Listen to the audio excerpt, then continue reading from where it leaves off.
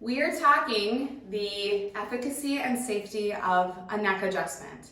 It is not like the movies. We don't twist the head and have the person fall to the ground out of commission. That's not how this works. In fact, it is incredibly safe. There is research to back it.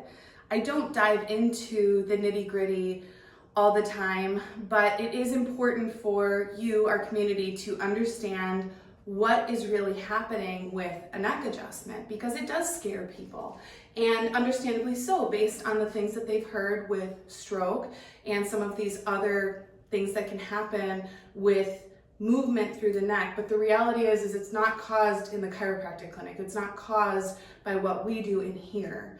It's usually a part of what we see because patients are coming in with pain, and we are here to help on the mechanical side. They might already be dealing with something like that, and typically it's actually our job to send them out if we're seeing a red flag or something going on like that. So we tend to actually be the people who diagnose it, who help people, who save them from these conditions worsening, and getting to the right place at the right time.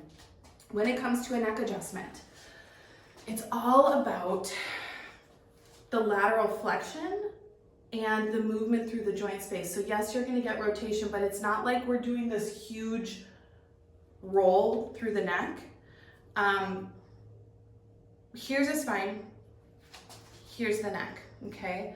You have a natural curve of the neck here, and these are the joints that we are essentially adjusting through. So when you hear the noise, so a chiropractic adjustment, I'm gonna back up, it's high velocity, low amplitude. So it's very quick, not very deep, not a lot of rotation. The noise is the air or the gas, I don't love the word gas, but it's air escaping the joint space, because all of this in here stays healthy with fluid movement, and air is part of that. You have oxygen in there, you have air moving back and forth with the fluid. When it escapes the joint space, it makes that pop. So it's not bone on bone, it's pop. It's a pop with air escaping the joint space. It's loud because it's by your ears, right? And your neck naturally has a little more mobility than your low back, right? So you're gonna get a little more fluid escaping than even you will on the lower portion, although low back adjustments can be loud too, which is awesome. When it comes to actually adjusting, if I was to come in here and adjust through her neck, and I'm going to at some point in this video, but for now, I want you to see how far I go. So I bring her to what we call end range.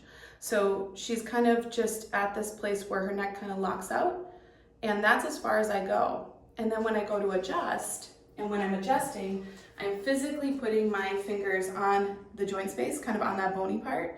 I'm bringing her through, and when I go to adjust, I move through a space about that far. So it's not very big. In fact, it's quite small. And in here especially, we don't just crank through a joint space. So say something is super tight with the surrounding muscles, I am not going to just keep pulling, right? I'm gonna go in and work the muscle tissue. I'm going to lengthen, I'm going to relax it. I might do it a different way. So I'm gonna show you two different ways to adjust the neck today. One is here seated, and one is going to be on the table. And they offer different ways to get relief and movement through the joint space. Adjusting is all about movement. Your body is meant to move. You do more rotating and moving through your actual neck when you're driving here and looking over your shoulder while you're driving, right? Or while you're playing with your kids, or while you're teaching and pointing and turning your head. We actually don't move your neck a whole lot, which is super interesting because I think people think that's what we do in here, and we don't. I am going to get into the adjusting part. Oh no, I'm gonna back up again. The stroke part. So research has proven that you are no more likely to end up with a stroke getting a neck adjustment. This has been a fear for people for years. Again, what ends up happening is the few stories that you've heard have been cases in which people show up to again, get something done on their neck because they're really sore, and that's kind of a symptom that you see with a stroke, right? Somebody is already dealing with something and their whole body has tensed up and they're in a ton of pain. Again, it's the chiropractor who typically has to diagnose that and send them out, but it's not the adjustment that causes it. And so it's important to understand that the mobility and the movement, especially in here, because it's so minimal relative to what your neck is capable of, it's not causing a stroke.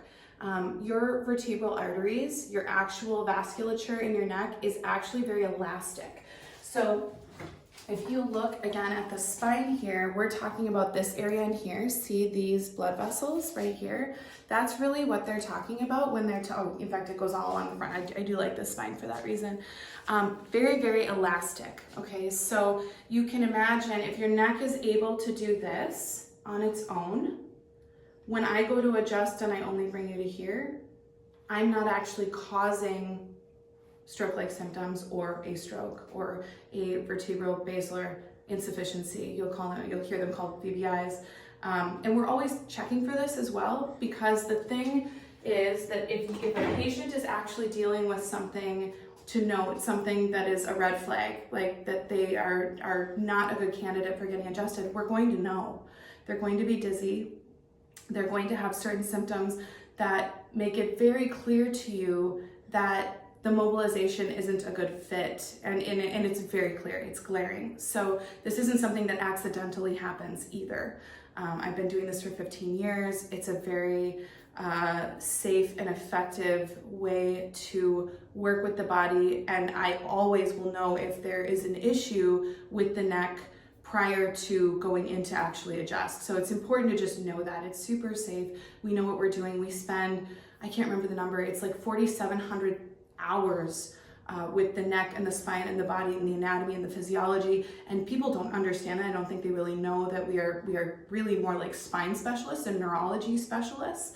And so we are going to have an absolute indicator if something is going on. We're going to know not to follow through with the mobility. We're going to see that something is going on. In fact, your chiropractor is probably the one you want to constantly be touching base with if you do have concerns of this, because they're going to have the best understanding of what they're seeing, what's normal versus what's not normal. Okay, that's lengthy, but I want you to understand all of this. So when it comes to adjusting, I know this beautiful patient's neck, and with her, go ahead and lean back. I always start with a lot of muscle work because I do think the lengthening is so important. And the upper traps are attached all the way up into here. I'm going to have you turn to your left and drop. Beautiful, come on down, come on up, yep. Come on down, come on up. Drop, beautiful, come on up. Do it again. And so here I'm really lengthening, working with her movement as well. Go ahead to the right. And there is a bit of a rotation too, which is really cool because of the way the muscle is oriented. You get a really nice stretch if the patient drops as well as kind of rotates through. And then I love getting right in here where she's gonna look straight down. Beautiful, come on up. And again, just getting into the muscles that are attached along that spine, those paraspinals. You have 4 layers of muscles. And so you could be in lots of different areas, getting lots of different parts of the musculature that is all attached to the spine. Go ahead and lean back. So with this one, it's gonna be seated. I'm gonna make her nice and long and tall.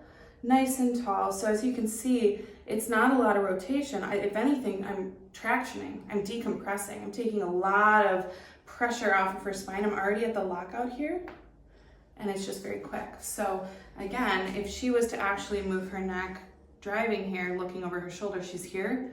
When I go to adjust her, she's here.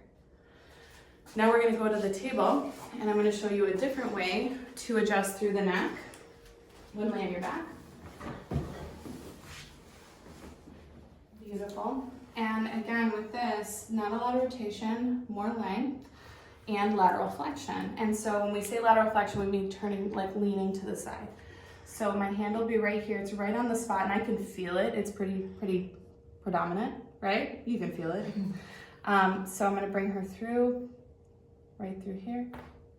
And it's just very small movement, but it offers a lot of relief. And what's neat about neck adjustments is you can get an endorphin release, a chemical release. You can also start giggling. You can also start crying, but not in the painful way, more like in the sobbing, emotional release kind of a way. So it's one of those things that really offers a lot of relief, not just mechanically, but also chemically, which is really, really, really cool. So that's it. That's the nitty-gritty of the neck adjustment.